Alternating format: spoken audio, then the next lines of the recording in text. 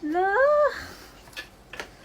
ang klase niya. Promise, hindi lang ma-justify na itong video. Basta tingnan mo, ang ganda.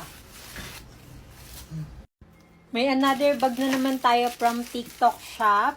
Then, yung brand niya is David Jones. So, open na natin.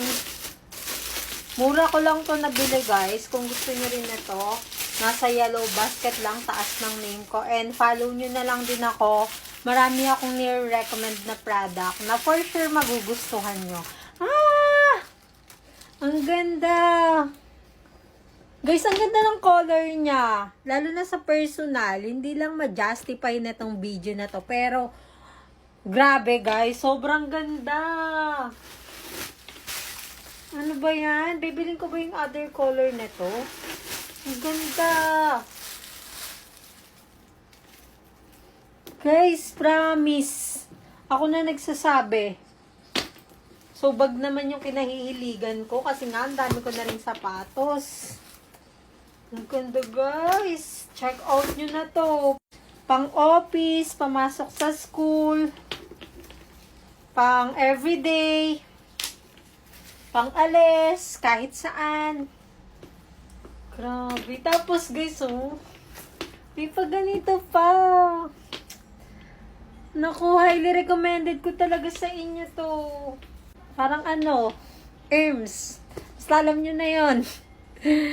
Ang ganda guys. Ano ba to?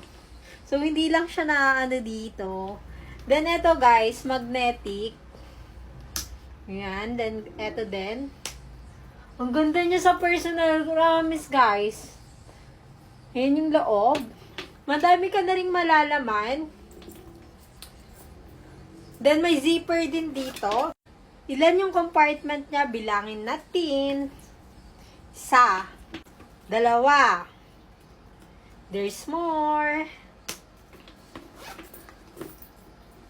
3, 4, 5. 5 dito guys. May pocket dito para sa safety ng pera nyo or sa wallet, cards, ganun.